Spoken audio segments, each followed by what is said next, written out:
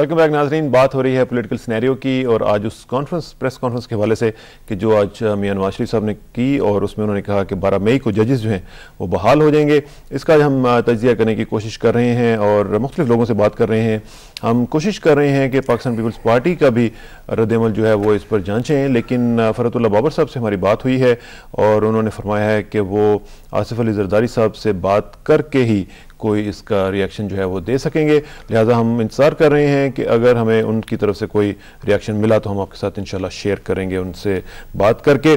गोविंदी साहब, मैंडेट की बात कर रहे थे हम अभी आमिर अहमद खान साहब के साथ कि जो एतमाद मिला है उसमें वाज़ेह तौर पर अब जरदारी साहब ने कह दिया जी कि मुझे इस तरह का कोई मैंडेट नहीं मिला, मुझे मैंडेट मिला है रोटी कपड़ा और मकान का। तो उसमें जाहिर है कि जुडिशरी का भी एक रिफॉर्म्स की बात तो है, उसमें सारा कुछ है, तो इसमें कुछ मसाइल तो नहीं आएंगे आगे जाके? दोनों का जो ग्लोबल व्यू है या लोकल व्यू है या रीजनल व्यू है, उसमें दोनों जो कायदीन हैं उनके व्यू में कोई फर्क तो नहीं पड़ेगा? देखिए जी, दोनों पार्टियों की आइडियोलॉजिकल तो डिफरेंसेस हैं और होने चाहिए। ठीक। वो एक राइट विंग पार्टी है, ये एक लेफ्ट विंग पार्टी है। जरदारी साहब ने जिस लेफ्ट विंग उस तरह की नहीं है, left of the centre, left of the centre. चलो, पाकिस्तानी पर्सपेक्टिव में लेफ्ट विंग ही है जहां पे आप फैनेटिसिज्म देख रहे हो, इतना ज्यादा रिएक्शनरिज्म और एक प्रोग्रेसिव पाकिस्तान की बात की जाए। नवाज शरीफ साहब की पार्टी में उस तरह राइट भी नहीं है। मैं ये कह रहा था कि जरदारी साहब ने जिस पर्सपेक्टिव में इतना उस दिन बड़ा अग्रेसिवली कहा, वो इसका ये मकसद नहीं था कि जुडिशरी या सुपरमेसी ऑफ जुडिशरी या कॉन्स्टिट्यूशन उनका जो उनसे मैंडेट नहीं है। उनका ये एक बिल्कुल ठीक स्टैंस है कि पाकिस्तान पीपल्स पार्टी जुडिशरी को सपोर्ट करती रही है, बल्कि उनकी पार्टी के सीनियर लीडर इस मूवमेंट के लीडर हैं। और वुकला में अगर 80,000 वुकला में देखेंगे तो पीपल्स पार्टी की एक मेजोरिटी तादाद है और पीपल्स पार्टी ने कुर्बानियां दी हैं। लेकिन जो बात है, ये जो एक दो लाइनें नजर आ रही हैं, ये बड़ी, मैं ये इसको खूबसूरती समझता हूं कि ये दो मैंडेट मिल गए हैं। एक मैंडेट अगर मियां साहब कहता है जी हमारा तो टोटल मैंडेट जुडिशरी था, one of the main mandate, जैसे बड़ी अच्छी बात की कि सिर्फ ये नहीं था, उनका भी साथ गुर्बत ये वो सारे मसाइल थे, चले उसमें डोमिनेशन इस इशू की थी। तो एक तरफ रोटी कपड़े और मकान का था, तो एक्सीलेंट, एक मसला अगर 12 मई को हल हो जाता है एक अच्छे रीजनेबल तरीके से, तो आगे बढ़े।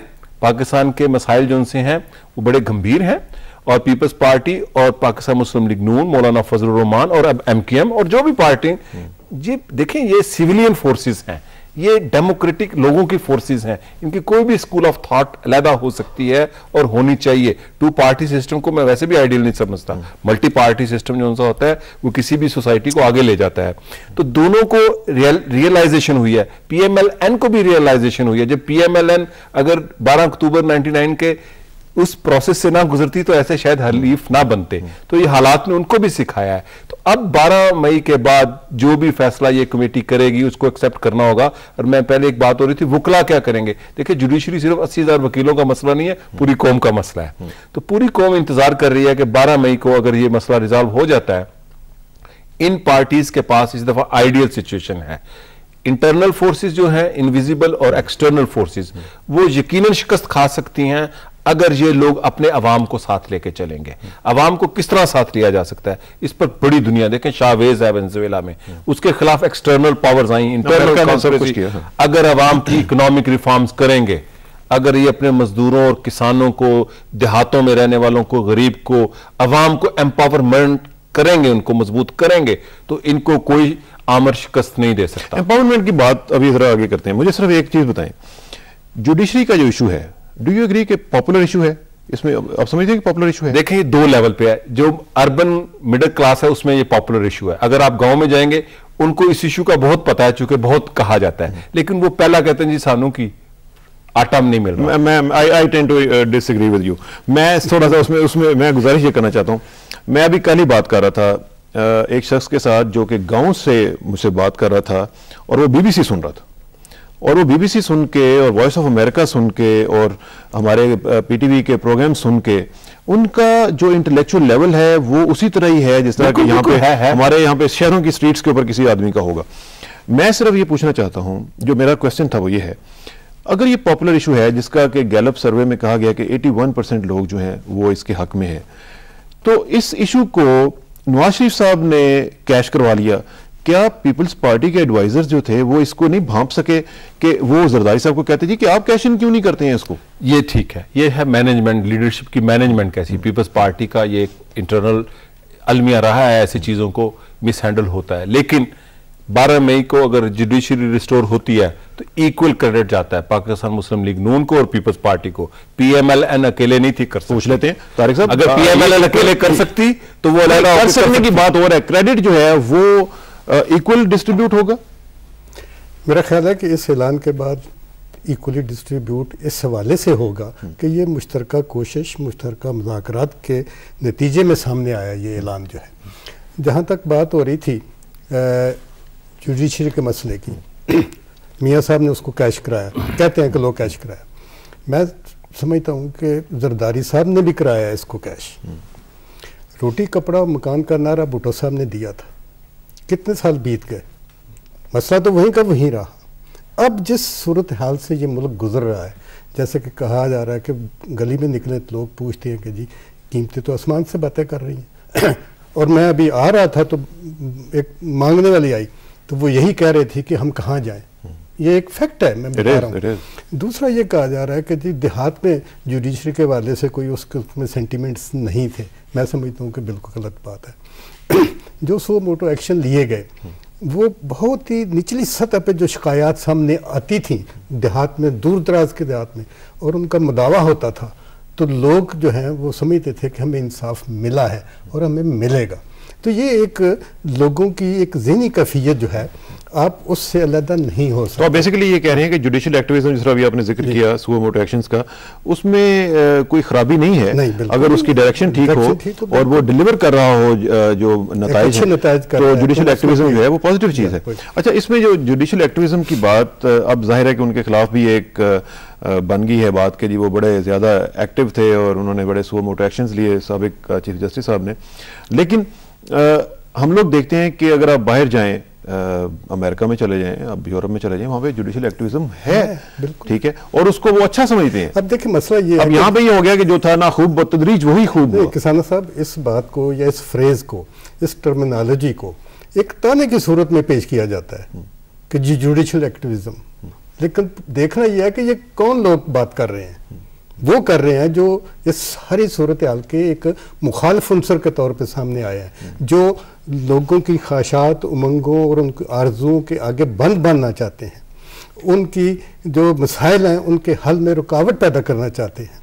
اگر 2 جماعتیں آ گئی ہیں یا 4 جماعتیں جن کی کولیشن بن گئی ہے لوگوں کے مینڈیٹ کی وجہ سے، لوگوں نے ان کو ووٹ دیا ہے ان کے مسائل حل کرنے کے لیے، تو میں یہ سمجھتا ہوں کہ وہ قوتیں جو اس سارے تناظر میں ایک اپوزیشن کے طور پہ منظر عام پہ آئی ہیں، وجود ہیں، ان کے حرکات و سکنات سے، ان کے اقدامات سے لوگ جو ہیں وہ آگاہ ہوتے جا رہے ہیں کہ یہ ایک رکاوٹیں پیدا کرنے والی صورتحال ہے. تو میں سمجھتا ہوں کہ یہ جو آج کا اعلان کیا گیا اور 12 مئی کو، میں ہمیشہ ایک اپٹیمسٹک کے طور پہ میں بات سوچتا ہوں، سمجھتا ہوں، کوشش کرتا ہوں کہ بھائی ایک خوش آئند بات جو ہے وہی اس ملک کے لیے سامنے آئے. تو اگر 12 مئی کو ججز بحال ہو جاتے ہیں تو میں سمجھتا ہوں کہ اس میں کون سی قیامت ٹوٹ پڑے گی. یہ ہونا تھا، یہ ہونا چاہیے تھا. یہ تھوڑا سا ایک ڈیلے ہوا ضرور، لیکن میں سمجھتا ہوں کہ ایک وقت معین جو ہے وہ مقرر کردہ اور بھی ایک طاقتیں ہیں. جو سب سے بڑی طاقت ہے اس کی ایک اپنا ایک طریقہ کار ہے، وہ بھی ایک سامنے آتا رہتا ہے. انسانی کوششیں ہوتی ہیں، انسان کی خواہشات ہوتی ہیں. اس میں مزید بات کرتے ہیں، لیکن ہمارے ساتھ ایک اور پرسپیکٹیو جانچنے کے لیے موجود ہیں پاکستان مسلم لیگ قائد اعظم کے جناب فارمر MOS طارق عظیم صاحب. سینیٹر طارق عظیم صاحب سے بات کرتے ہیں. طارق صاحب السلام علیکم. جی وعلیکم السلام. طارق صاحب کیسے ہیں جی آپ؟ اللہ کا احسان کرم. جی طارق صاحب، آج آپ نے پریس کانفرنس سنی ہوگی نواز شریف صاحب کی، اور بڑی امپورٹنٹ پریس کانفرنس. اس میں انہوں نے اعلان کر دیا ہے ججز کی بحالی کا 12 مئی کو، اور اس میں ہم ذرا بات کر رہے ہیں کہ اس کا کیا امپیکٹ پڑے گا. آپ کی پارٹی کا کیا ورژن ہے اس اناؤنسمنٹ کے حوالے سے؟ جی تاریخ کے علاوہ میرا خیال کوئی چیز کوئی نئی چیز نہیں ہے اس میں. 30 اپریل گزرنے کے بعد ایک نئی تاریخ کا آنا تو بہرحال لازم تھا. اس کے علاوہ سوائے اس کے کہ کمیٹی کا اعلان کیا گیا، کوئی چیز نئی نہیں ہے اس میں. اب دیکھنا یہ ہے کہ جو قرارداد آتی ہے اس کی ٹرمز اینڈ کنڈیشنز کیا ہیں، اس کی ورڈنگ کیا ہے. بہرحال جوڈیشری کو بحال تو کرنا ہے. جوڈیشل جو ہماری ایک سسٹم ہے وہ بالکل مفلوج ہو کے رہ گیا ہوا ہے. جیسے آپ کو بخوبی علم ہے کہ وکلاء نے یا بیشتر وکلاء نے کورٹس کا بائیکاٹ جاری رکھا ہوا ہے. ہمارے ہاں ویسے بھی جو ہے جسٹس جو ہے انصاف کا ملنا بہت مشکل ہوا ہے, بہت تاخیر ہوتی ہے انصاف کو ملنے میں. تو یہ فردر تاخیر کا باعث بنتا جا رہا ہے. تو اس کے لیے اس کا حل ہونا تو بہرحال بہت ضروری ہے. ساری سیاسی پارٹیاں اس پہ متفق ہیں کہ اس کا حل ہونا چاہیے, لیکن یہ بات بھی اشد ضروری ہے کہ جو بھی اس کا حل ہو وہ ایسا ہو کہ جو کہ قانون کے لحاظ سے, آئین کے لحاظ سے وہ ٹھیک ہونا چاہیے. آپ دیکھیں ان کا ٹوٹل جو نمبر ہے سپریم کورٹ کے ججز کا, وہ اگر آپ نئے ججز اس میں ڈال دیں گے جو ابھی نئے پی سی او کے تحت جنہوں نے حلف لیا ہے وہ غالباً 17 کے قریب ہیں, 10 پرانے ججز ہیں, تو اس کا نمبر جو ہے 27 بن جاتا ہے, جو انڈیا سے زیادہ ہے. جی بہت زیادہ بن جاتا ہے, اور جو لے ڈاؤن ان کے نمبر ہیں ان سے زیادہ ہے. تو اس کے لیے میری علم کے مطابق اس کے لیے آپ کو اور کچھ نہیں تو ایک نیا قانون بنانا پڑے گا, لیجسلیشن بنانی پڑے گی. تو یہ بہت ساری لیکن اگر طارق صاحب اگر قرارداد آتی ہے تو کیا آپ کی پارٹی اس کو سپورٹ کرے گی؟ جی یہ قبل از وقت ہوگا کسانہ صاحب, جب تک وہ آدمی دیکھنے آپ کی طرف سے اعلان آ چکا ہے, چوہدری صاحب نے خود کہا تھا کہ ہم خود قرارداد لے آئیں گے اگر وہ نہ لائے. جی جیسے میں نے عرض کیا کہ یہ اشد ضروری ہے اس وقت کہ اس کا حل ڈھونڈا جائے. اس کو مزید التوا کا شکار نہیں ہونا چاہیے, جوڈیشری کو بحال ہونا چاہیے. ایک دو ناموں کے لیے اگر آپ پورا جوڈیشل پروسیس کو پیرالائز کر رکھیں وہ میں سمجھتا ملک کے لیے, عوام کے لیے ٹھیک نہیں ہے. Justice delayed is justice denied جیسے کہا جاتا ہے. عوام تو ویسے ہی پاکستان میں جو ہمارا جسٹس سسٹم ہے وہ اتنا ٹائم لیتا ہے. ایک آدمی جو لے کے جاتا ہے, ایک معمولی سا مقدمہ جب عدالت میں لے کے جاتا ہے تو وہ تو اس کا فیصلہ سننا بھی جو ہے شاید پاسبل نہیں ہوتا. بیسیکلی طارق صاحب, بیسیکلی آپ یہ کہہ رہے ہیں کہ آج کی جو پریس کانفرنس تھی وہ کوئی اتنا خاص آپ نہیں سمجھتے کہ اس نے کوئی امپیکٹ ڈالا ہے یا کوئی بہت بڑا کوئی ڈیسیژن سامنے آیا ہے, آپ اس کو اتنا کوئی امپورٹنٹ نہیں سمجھ رہے ہیں؟ میں سمجھ رہا ہوں جی کہ اس میں سوائے اس کے کہ ایک نئی تاریخ دے دی گئی ہے 12 مئی کی, اس کے علاوہ کوئی نئی بات نہیں کی گئی. اب ہمیں انتظار کرنا پڑے گا کہ 12 مئی کو جب یہ ریزولوشن لے کے آتے ہیں, قرارداد لے کے آتے ہیں, اس کو امپلیمنٹ کیسے کرتے ہیں اور اس میں ڈیٹیلز کیا ہوں گی. چلیں اس کا انتظار کریں گے ہم. طارق صاحب آپ کا بہت شکریہ, آپ سے انشاءاللہ رابطہ رہے گا جی. Thank you very much. Tariq Azeem صاحب ہمارے ساتھ موجود تھے, former minister of state for information, اور تفصیل سے بتا رہے تھے. ان کا اپنا ایک نقطہ نظر بھی ہے. یہاں پہ ایک کمرشل بریک کا بھی وقت آن پہنچا ہے. کمرشل بریک کے بعد واپس آئیں گے تو اسی بات کو آگے بڑھائیں گے. After this break stay tight, will be right back.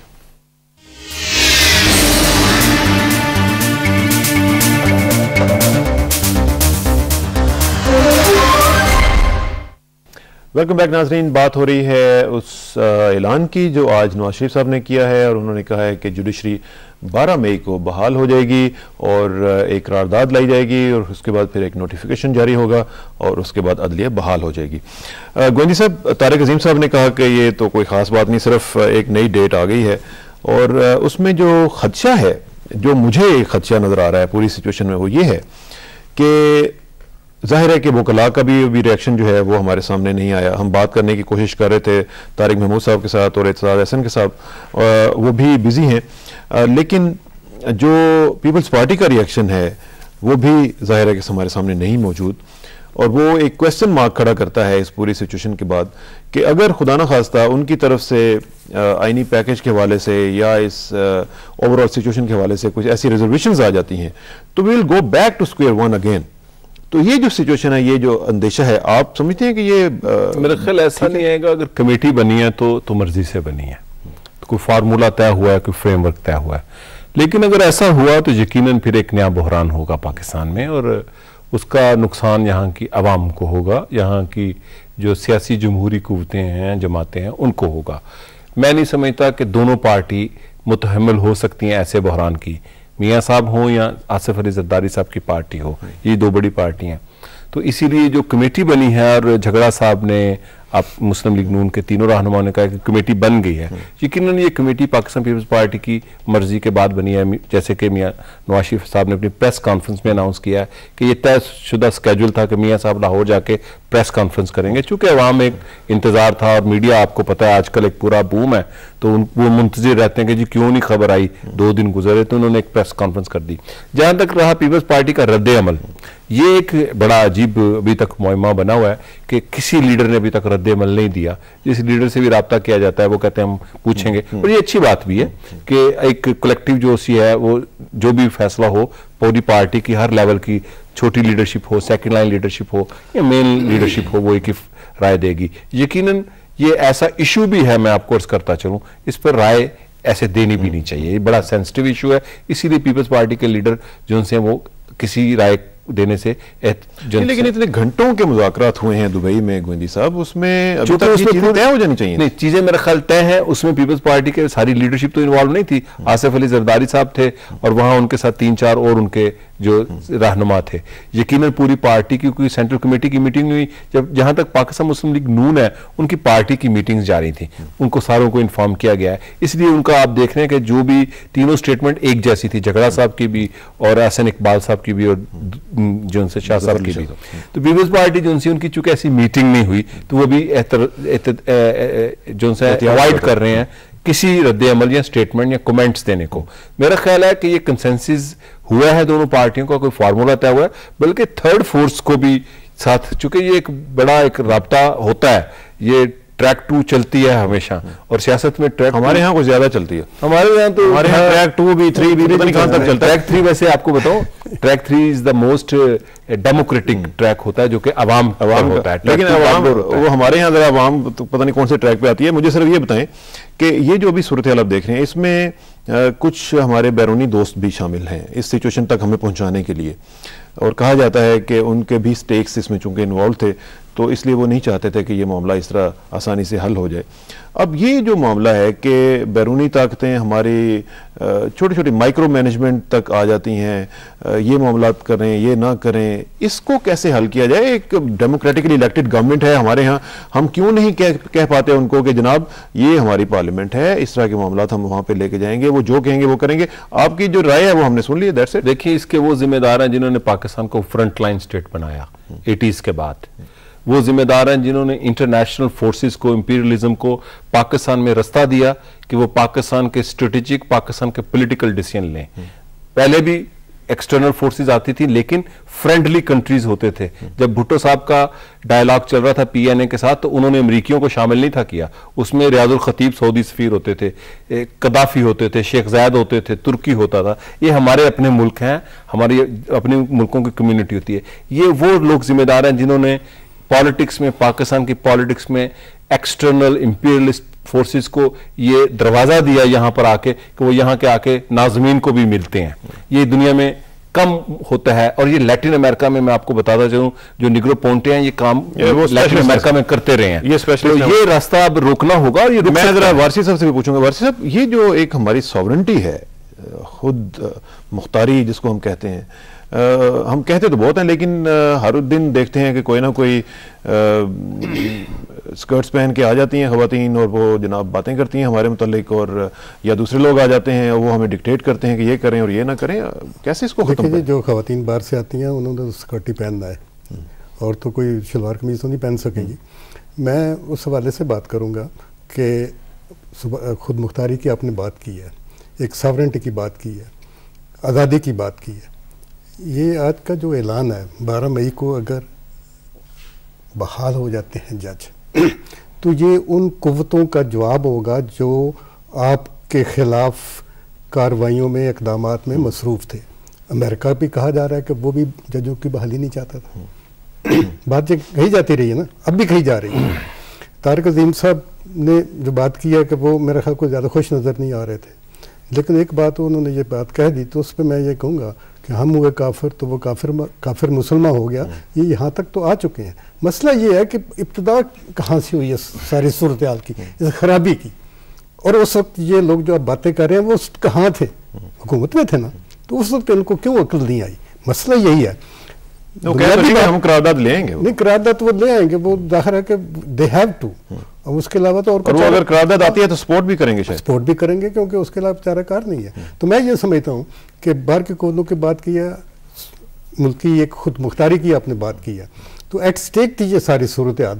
امریکہ نہیں چاہتا تھا کہ ججز بحال ہوں، باوجود آپ کو سب کو پتا ہے۔ تو میں یہ کہنا چاہتا ہوں کہ جب وہ بحال ہو جائیں گے تو ظاہر ہے کہ یہ اس خود مختاری پہ ضرب لگانے والوں کا ایک مسقط جواب ہوگا جو ایک عملی صورت میں سامنے آئے گا۔ تو وہ یہ آپ بیسیکلی یہ کہہ رہے ہیں کہ یہ طریقہ جو تھا یہ اختیار کر کے ہم نے ان کا منہ بند کیا، بالکل بند کیا۔ لیکن کیا اس سے یہ یقین کر لیا جائے کہ آئندہ سے ان کی انوالومنٹ تھوڑی سی کم ہوگی؟ دیکھیں یہ دس از دی فرسٹ اسٹیپ، آپ کھڑے تو ہونا، تو میرا خیال ہے کولیشن گورنمنٹ جو ہے ان کو کھڑے ہونا چاہیے۔ یہ ساری باتیں جو ہیں یہ ساری گوئن جی صاحب کھڑے ہونے کی بات کی ہے انہوں نے، طارق صاحب نے، بڑی امپورٹنٹ بات ہے کھڑے ہونے کی۔ لیڈرشپ وہ ہوتی ہے جو اس طرح کے کرائسیز جو آتے ہیں اس میں کھڑی ہو جائے اور کنفرنٹ کرے جو بھی معاملہ ہو، اور اس کو کہہ جی کہ ٹھیک ہے یہ ہمارے ایشوز ہیں، ہم ان کو ہاں یہ دیکھیں یہ بڑی اہم بات ہے، اور قومیں میں پہلے عرض کروں تعداد سے نہیں ہوتی، کوالٹی سے ہوتی ہے۔ ہمارے سامنے مثال ہے لیبنان کی، لیبنان وار میں کونڈالیزا رائس جب آئیں تو اس کو ملنے سے انکار کر دیا اسپیکر نے ابھی، اور حزب اللہ جو ان سی ہے وہ سٹینڈ کرتی رہی۔ حزب اللہ کا جو دوسری پارٹی ہے 14 مارچ اس کو کہتے ہیں، الائنس ہے، اسی طرح ان کے اختلاف ہیں انٹرنل پالیٹکس، لیکن ایکسٹرنل پاورز کو انہوں نے انٹرفیرنس کی اجازت نہیں دی۔ یہ ایک بہت بڑی پرانی مثال نہیں ہے، 1.5-2 سال پرانی مثال ہے اور ابھی تک ہے۔ پاکستان کے اندر ایسی مثال تو پھر میں کہوں آئیڈیل جو صورت ہے وہ ذوالفقار علی بھٹو صاحب کا۔ میں آپ کو عرض کرتا چلوں کہ جب ذوالفقار علی بھٹو صاحب نے حکومت بنائی تو میکنا مارا ورلڈ بینک کے پریزیڈنٹ آئے پاکستان کے فائنانس منسٹر ڈاکٹر مبشر کو ملے۔ انہوں نے کہا کہ آپ کی اکانومی کلیپس کر چکی ہے۔ انہوں نے کہا یہ اکانومی 5 سالہ منصوبہ جس کو کہا جاتا تھا، 5 ایئر پلان آپ کا تھا، آپ کی اکانومی فیل ہوئی ہے، سو ہم آپ کو ابھی پیسے نہیں دیں گے، آپ واپس چلے جائیں۔ یہ سٹینڈ تھا اس گورنمنٹ کا، اور آپ دیکھیں کہ اس گورنمنٹ کا یہ جو کہا جاتا ہے نا کہ پیپل پارٹی جیتتی کیوں ہے، وہ ذوالفقار علی بھٹو کی 4-5 سال کی سیاست ہے، وہ آج تک چل رہی ہے، اور بینظیر بھٹو صاحبہ اس کی لیگیسی ہیں۔ تو میں یہ سمجھتا ہوں کہ آج پاکستان میں ایسے حالات ہیں، جب یہ سول حکومت آئی تو انہوں نے کہا ہم یہاں پر جو مزاحمتی گروپ ہیں ناردرن ریجن میں اور ٹرائبل ریجن میں ہم ان سے مذاکرات کریں گے، تو کونڈالیزا رائس نے صاف کہا کہ ہم مذاکرات نہیں کرنا چاہتے، because they want war, they want violence, they want mess in Pakistan. تو پاکستان کی سول فورسز کو آپ وقت دیں، ان کو انکرج کریں، ان کے پیچھے عوام کی طاقت ہو، اور ایک بڑے وزڈم کے ساتھ، یہ ایڈونچرزم نہیں کرنا کہ ہم کہیں جی ہم کھڑے ہو گئے، صدام حسین والا سٹائل نہیں ہے، ایک وائز پالیٹکس کرتے ہوئے یہ بڑی پارٹیز ملی ہیں، اور ایک ہم بڑی اچیومنٹ کر سکتے ہیں۔ جو ایکسٹرنل فورسز کی پاکستان میں انٹرونشن ہے بڑے مائکرو لیول پہ، آپ نے بڑی اہم بات کی، ٹھیک ہے ہمارا بائی لیٹرلزم پر امریکیوں سے تعلقات ہونے چاہیے، میں آپ کو عرض کرتا چلوں کہ پاکستان دنیا کے ان ممالک میں سر فہرست ہے جہاں پر اینٹی امریکنزم یا اینٹی امپیریلزم ہے۔ میں امریکی عوام کے ساتھ ہوں جو امریکہ کے ایڈمنسٹریشن اور امپیریلزم کے خلاف ہیں، لیکن امریکن ہم جو انٹرونشن ہے وہ ڈیموکریسی کے لیے ان کے ڈبل سٹینڈرڈ ہے۔ انہوں نے اگر جوڈیشری کو سپورٹ نہیں کیا، وہ تو ڈیموکریسی کو سپورٹ نہیں کرتے، ان کا ایک بالکل سٹیٹمنٹ پریس میں اور ہوتا ہے، پیچھے سے کانسپریسی کچھ اور ہوتی ہیں۔ تو پاکستان میں سول حکومت نے یہ بھی کہا ہے، نئی حکومت بننے والی نے، کہ ہم یہاں پر جو ہمارے لوگ ناراض ہیں، جو ریلیجس فنیٹک لوگ ہیں، وہ ہمارے لوگ ہیں، ہم ان سے مذاکرات کریں گے۔ تو انہوں نے کہا آپ نہیں کر سکتے، لیکن آپ ان کو یہ نہ کہیں کہ آپ جناب ایک دم سٹینڈ ایسا لے جائیں کہ جو پاکستان کو دیکھیں پاکستان ایک اس قسم کا طاقتور ملک نہیں ہے۔ ایران کی پوزیشن اس لیے مضبوط ہے کہ ایران دنیا میں تیل کو اگر سپلائی بند کر دے تو بیچنا بند کر دے صرف، تو وہ دنیا کی اکانومی شیک ہو جائے گی۔ اس پہ ہم مزید بات کریں گے، لیکن میں وارثی صاحب آپ سے ذرا پوچھنا چاہوں گا کہ ایک معاملہ جو ہے اکثر ہم سنتے ہیں کہ جی جوڈیشری اگر بحال ہو جائے گی تو کیا ہو جائے گا، قیامت آ جائے گی، یا دوسری طرف یہ کہتے ہیں کہ جوڈیشری بحال ہو جائے گی تو کیا لوڈ شیڈنگ ختم ہو جائے گی یا لوگوں کو کھانا ملنا شروع ہو جائے گا۔ یہ کیا مطلب اس کے ساتھ کیا ریلیٹ کیا کرتا ہے، جوڈیشری بحال ہونے کا مطلب کیا ہے؟ دیکھیں جی، جس معاشرے میں انصاف نہیں ہے میں سمجھتا ہوں کہ وہ معاشرہ پنپ نہیں سکتا۔ ایک بنیادی بات ہے، میں نظام عدل کی بات کر رہا ہوں، میں تو وہ جب تک انصاف یہاں نہیں لوگوں کو ملے گا تو آپ لوگوں میں جو دولت کی تقسیم ہے اس منصفانہ اس کو کیسے آگے چلا سکیں گے، لوگوں کے مسائل کیسے حل کر سکیں گے۔ میں سمجھتا ہوں کہ بیشتر جو مسائل ہمارے اس وقت جو لوگوں کو درپیش ہیں، مہنگائی کا ہے، یعنی کیسے مجھے یہ لگتا ہے نا، اگر مہنگائی کے اوپر سو موٹا ایکشن لیں گے ان کے خلاف ہو جاتے ہیں لوگ، نہیں ٹھیک ہے، اگر وہ لوڈ شیڈنگ کے خلاف کوئی ایکشن لے لیں گے تو کہیں گے جی کہ یہ کیا کیا۔ گزشتہ دن ایک بیان آیا تھا چودھری افتخار صاحب کا کہ بھائی جو ذخیرہ اندوز ہیں وہ باز آ جائیں. کوئی ایکشن لینے والا تو ہو نا. جو کاز ہے مہنگائی کا اس کے خلاف کوئی ایکشن ہو اور اس پہ عمل درآمد ہو اور سامنے ہوتا ہوا نظر آئے. میں نہیں سمجھتا کہ یہ مسئلہ نہیں حل ہو سکے گا. ہوگا حل. ذخیرہ اندوز کون سی کارروائی آپ کر رہے ہیں؟ کون سی حکومت اس وقت موجودہ حکومت ہے کیا اقدامات کر رہی ہے؟ کوئی بھی نہیں. سارے لوگ واویلا مجا رہے ہیں جی مہنگائی ہے لیکن اس طرف کوئی نہیں آتا. ہر روز ہر لمحہ بلکہ قیمتیں جو ہیں وہ بڑھتی جا رہی ہیں. لوگ پریشان ہیں. لوڈ شیڈنگ جو ہے وہ دن بدن اضافہ ہوتا جا رہا ہے. اور یقین مانیں کہ جن سے لوگوں سے بھی بات ہوتی ہے وہ سائیکولوجیکلی سک ہوتے جا رہے ہیں کہ جن لوگوں نے امتحان دینے ہیں بچوں نے ان کے امتحانات کے لیے وہ متاثر ہو رہے ہیں. جنہوں نے سونا ہے رات کے وقت انہوں نے صبح آفس جانا ہے وہ سو نہیں پاتے. ان کا ایک سائیکولوجیکلی سک نیشن ہے. آج سندھ کابینہ کے آج 20 جو وزراء ہیں انہوں نے حلف اٹھایا. ابھی تو یہ کمپلیشن ہو رہی ہے ساری. اب جو حکومتیں بنی ہیں صوبوں میں اور جو مرکز میں کتنا عرصہ گزرا ہے. جو مسائل ملے ہیں اس حکومت کو آپ اس پہ تو نظر ڈالیں کہ کتنے یعنی پہاڑوں سے بہت بلند جو مسائل ہیں وہ اس کو ودیت کیے گئے ہیں اس کے ورثے میں ملے ہیں. تو آپ کیا چاہتے ہیں کبھی ایک منٹ بات کرتے ہیں لیکن ہمارے ساتھ اس وقت ممتاز عالم الدین مولانا فضل الرحمان صاحب موجود ہیں JUIA کے سربراہ. مولانا صاحب سے بات کرتے ہیں اور ان سے پوچھتے ہیں کہ ان کا رد عمل اس حوالے سے کیا ہے. مولانا صاحب السلام علیکم. جی وعلیکم السلام ورحمۃ اللہ. مولانا صاحب کیسے ہیں جی؟ آپ ٹھیک ٹھاک ہیں؟ اللہ کا احسان ہے, شکر ہے. اچھا مولانا فضل الرحمان صاحب, آج آپ نے دیکھا ہوگا پریس کانفرنس جس میں نواز شریف صاحب نے 12 مئی کا اعلان کیا ہے جوڈیشری کی بحالی کا. آپ اس کو کس طرح لے رہے ہیں جی؟ دیکھیے اس وقت تک تو ہمارے ساتھ اس حوالے سے کوئی مشاورت نہیں ہوئی ہے, لہذا جب تک کوئی بات ہمارے سامنے واضح طور پر نہیں آتی ہمارے لیے اس پر تبصرہ کرنا مشکل ہے. لیکن جہاں تک پریس کانفرنس کا تعلق ہے تو اس میں بھی انہوں نے یہی فرمایا ہے کہ ایک کمیٹی تشکیل دی جائے گی اور وہ کمیٹی قرارداد کا متن طے کرے گی. تو ظاہر ہے جی کہ اگر پاکستان میں مذاکرات ہوئے پھر دبئی میں مذاکرات ہوئے اور اس میں کوئی حتمی چیز طے نہیں ہوئی اور ابھی کمیٹی نے طے کرنا ہے تو پھر یہ حضرات اب تک کیا کرتے رہے, یہ ایک مستقل سوال ہے. پھر اس کے بعد انہوں نے فرمایا ہے کہ اگر کمیٹی اختلاف رائے کا شکار ہوئی تو پھر مذاکرات جاری رہیں گے. تو یہ کہنا کہ 10 دن کے اندر بحال ہو جائیں گے, اگر 30 دن کے اندر کا ہدف ان کو حاصل نہیں ہو سکا تو اب 10 دن کا ہدف کس طرح حاصل ہوگا, یہ بذات خود اپنی جگہ پر ایک سوال ہے. اور اگر پھر قرارداد کا متن طے ہو جاتا ہے تو پھر ظاہر ہے سب لوگوں نے تسلیم کیا ہے کہ پارلیمنٹ میں بات آئے گی اور پارلیمنٹ بالادست ہے تو پھر وہاں اراکین اس پر بحث کریں گے اور حتمی شکل کیا بنتی ہے. پھر اس کے بعد یہ بھی کہ قرارداد کے ساتھ تو کسی آئینی پیکج کو وابستہ نہیں کیا, لیکن قرارداد کی ضرورت کی نفی بھی کسی آئینی پیکج کی ضرورت کی نفی بھی نہیں کی گئی ہے. لہذا کل اگر کوئی ایک آئینی پیکج لایا جاتا ہے تو ظاہر ہے کہ اصل کردار تو اسی کا ہوگا, کیونکہ قانونی اور آئینی پیچیدگی تو آئینی پیکج سے ہی دور کی جا سکتی ہے. قرارداد شاید کسی آئینی یا قانونی پیچیدگی کو دور کرنے میں ناتمام ثابت ہو. تو یہ ساری صورتحال ابھی تک واضح نہیں ہے اور یہ حتمی طور پر نہیں کہا جا سکتا کہ یہ بیل مونڈے چڑھ پائے گا یا نہیں.